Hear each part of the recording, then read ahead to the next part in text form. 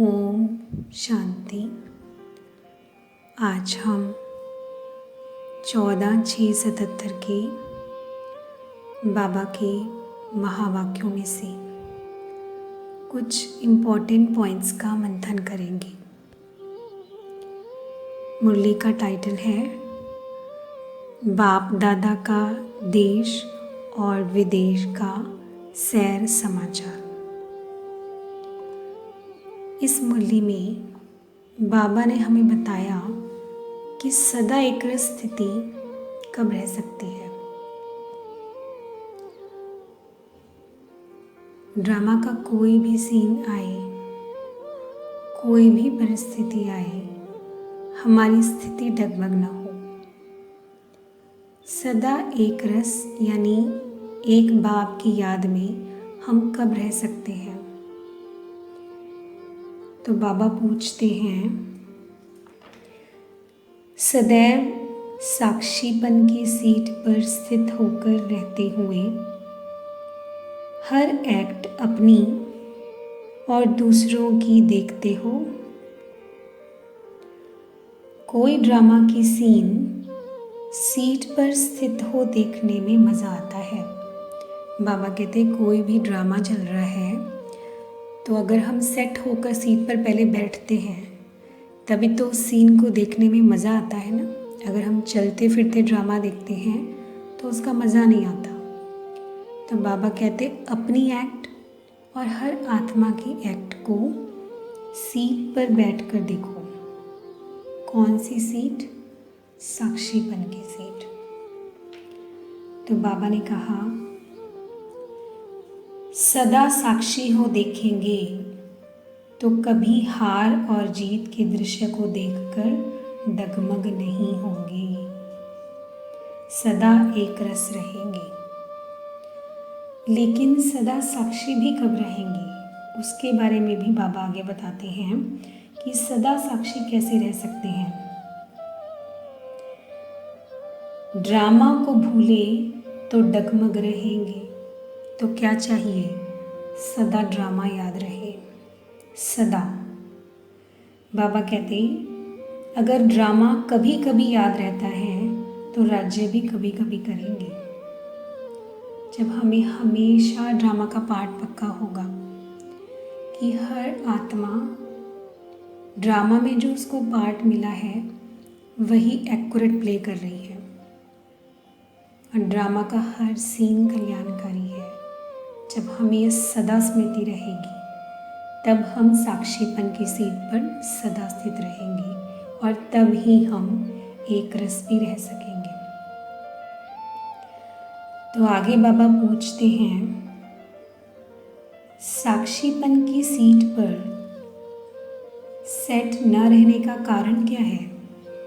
अब ज़रा सोचिए, हम हमेशा साक्षीपन की सीट पर क्यों नहीं रह सकते। बाबा बताते हैं इसका कारण है अटेंशन में अलबेलापन। जो अटेंशन हमें पूरे दिन में अपने विचारों के प्रति चाहिए उसमें हम अलबेले हो जाते हैं। और अलबेले होकर क्या करते हैं? बाबा ने कहा स्व चिंतन की बजाय अपना व्यर्थ बातों में स्व चिंतन को गवा देते हैं। यानी स्व चिंतन में न रहकर पर चिंतन करने लग जाते हैं। दूसरों के ही बारे में सोचते रहते हैं, परिस्थितियों का ही चिंतन और वर्णन करते रहते हैं। तो अटेंशन में अलबेलेपन से पर चिंतन शुरू होता है और जिसकी वजह से हम साक्षीपन की सीट पर सेट नहीं रह सकते।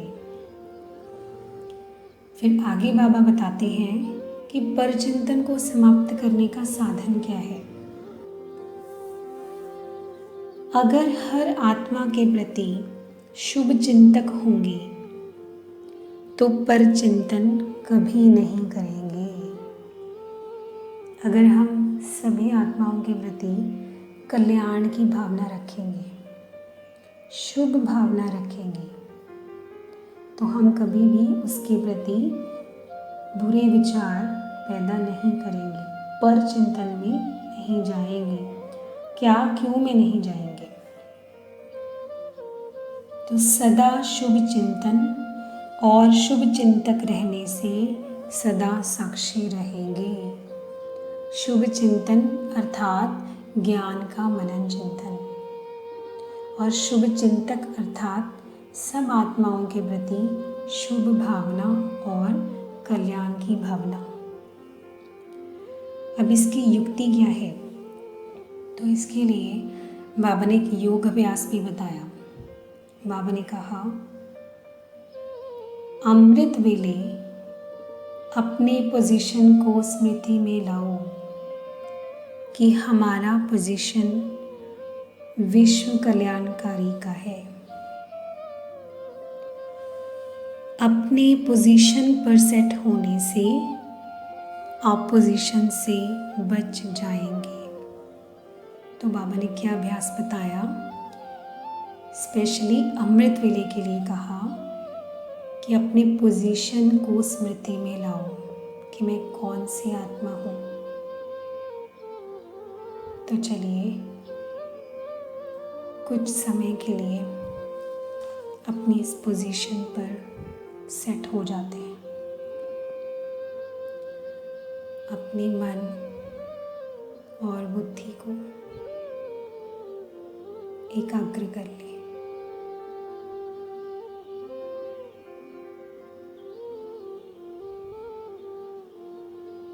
पूरा ध्यान अपने चमकते हुए आत्मिक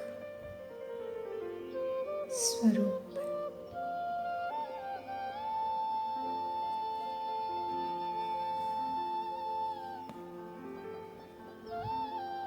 मैं विश्व कल्याणकारी आत्मा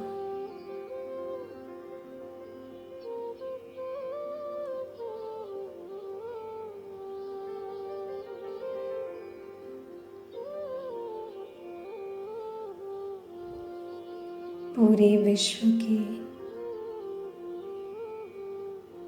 कल्याण के निमित्त स्वयं परमात्मा ने मुझे अपना सहयोगी बनाया।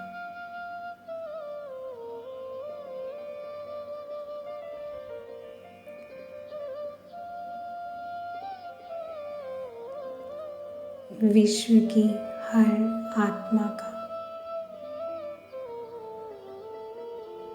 मुझे कल्याण करना है।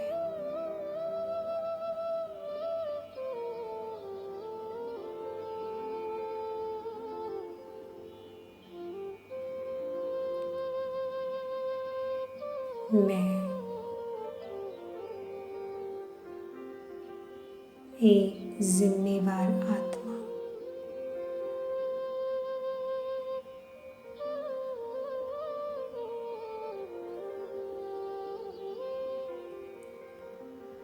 विश्व की हर आत्मा के प्रति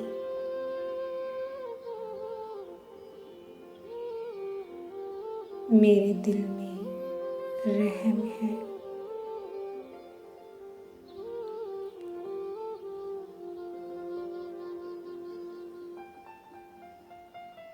क्योंकि हर आत्मा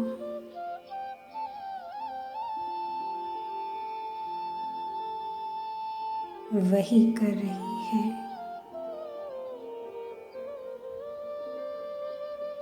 जो ड्रामा में उसे पार्ट मिला है।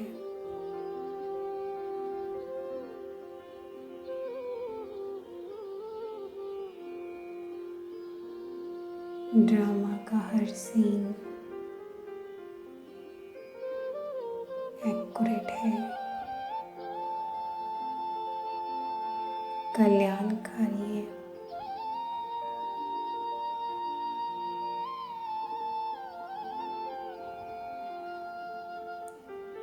विश्व की हर आत्मा के प्रति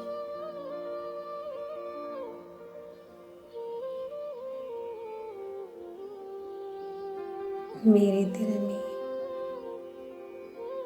स्नेह है,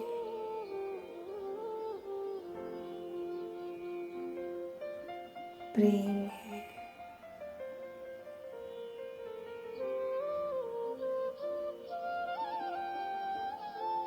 कल्याण की भावना है।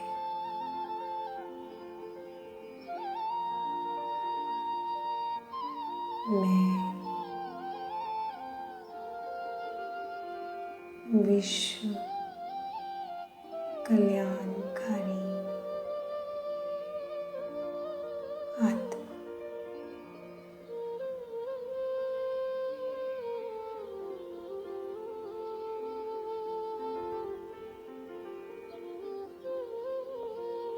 ओम